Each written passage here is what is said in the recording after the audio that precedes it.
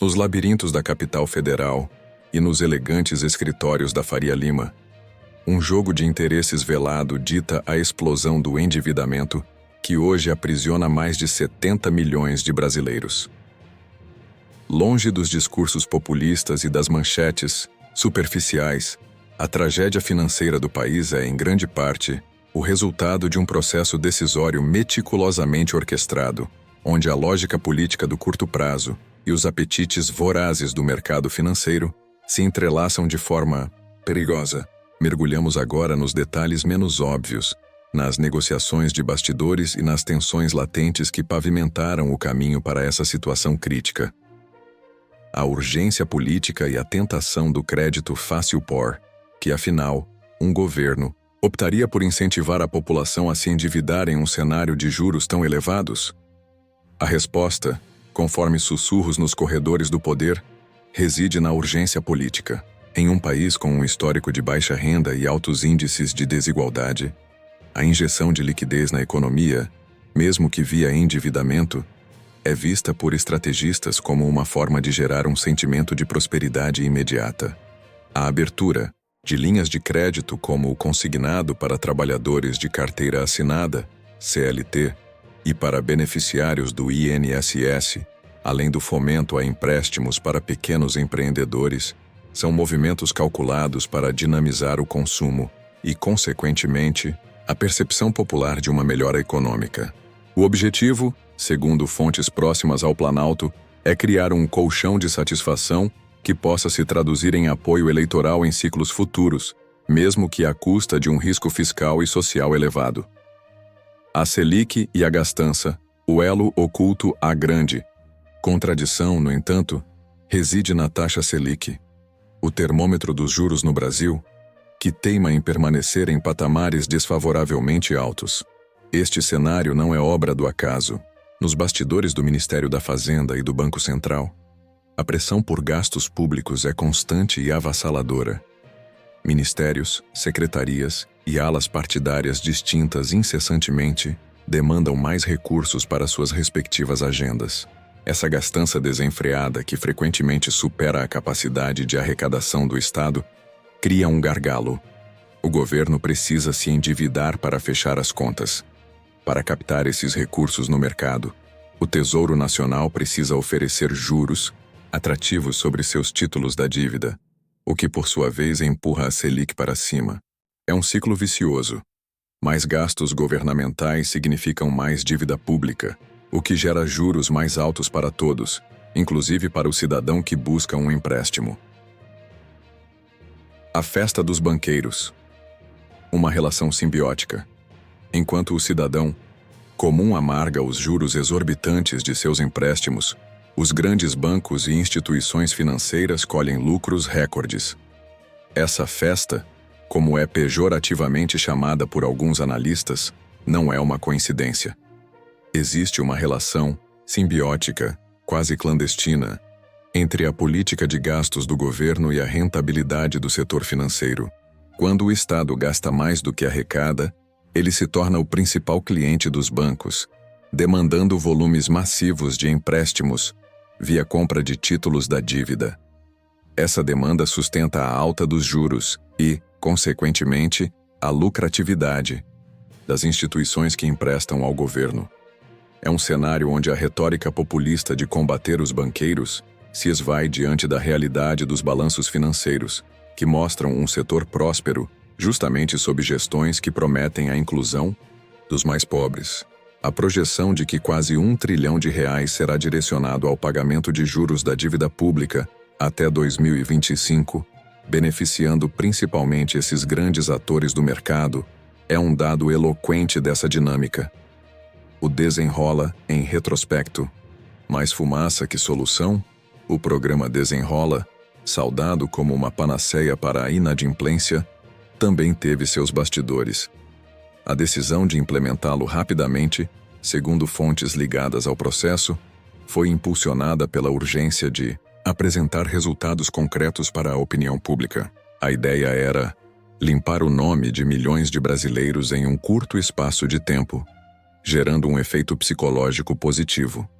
No entanto, A celeridade do programa teria sacrificado uma análise mais aprofundada das causas estruturais do endividamento, como a baixa remuneração e a excessiva carga tributária que incide sobre o trabalho. O resultado, como se tem visto, é a reincidência massiva da inadimplência. Muitos dos que tiveram seus nomes reabilitados logo se viram compelidos a contrair novos empréstimos, reiniciando o ciclo vicioso, já que a sua capacidade de gerar renda não havia aumentado substancialmente. É um testemunho de que medidas paliativas, sem reformas profundas, são meros combustíveis para uma fogueira maior. As estatais como moedas de troca, o custo da ineficiência, a deterioração da performance de empresas estatais como a Petrobras e o Banco do Brasil também têm sua origem nos bastidores da política. Fontes próximas às cúpulas dessas companhias revelam que a pressão por nomeações políticas, muitas vezes alheias à meritocracia e à competência técnica, é um fator determinante. Sindicalistas e aliados partidários são frequentemente alocados em cargos estratégicos, elevando custos, reduzindo a eficiência e, consequentemente, impactando negativamente os lucros. Essa prática não apenas descapitaliza empresas que deveriam ser motoras de desenvolvimento, mas também as transforma em fardos para o Tesouro Nacional, exigindo aportes e subsídios que contribuem para o aumento do déficit público. É uma dança intrincada entre a necessidade de agradar bases políticas e a consequência econômica de uma gestão subótima. A tensão silenciosa. Ala política versus ala técnica. A convivência entre a ala política, focada na manutenção do apoio eleitoral e na promoção de uma imagem de bonança, e a ala técnica, preocupada com a sustentabilidade fiscal e as leis de mercado, é uma fonte constante de tensão nos bastidores do governo. Embora as discussões sejam muitas vezes veladas, o resultado é um desequilíbrio. A vontade de gastar e de oferecer crédito fácil muitas vezes prevalece sobre os alertas de que a conta virá na forma de juros altos e endividamento crescente. Essa dinâmica revela uma escolha estratégica que, embora politicamente conveniente no curto prazo, pode comprometer o futuro econômico de milhões de famílias brasileiras, empurrando-as para uma situação de vulnerabilidade cada vez maior.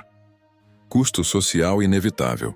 Uma tragédia silenciosa. O endividamento em massa não é apenas um problema econômico, é uma tragédia social silenciosa. Nos bastidores da vida cotidiana, o peso das dívidas se traduz em estresse, ansiedade, deterioração da saúde mental e, em muitos casos, na desestruturação familiar. A perda de bens, a impossibilidade de realizar sonhos e a perspectiva de um futuro incerto minam a dignidade e a esperança.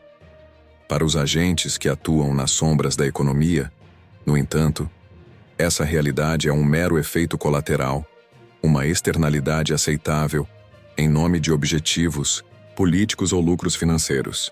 A facilidade com que o dinheiro é oferecido, sem a devida educação financeira ou a percepção clara dos riscos, é um dos elos mais cruéis dessa corrente.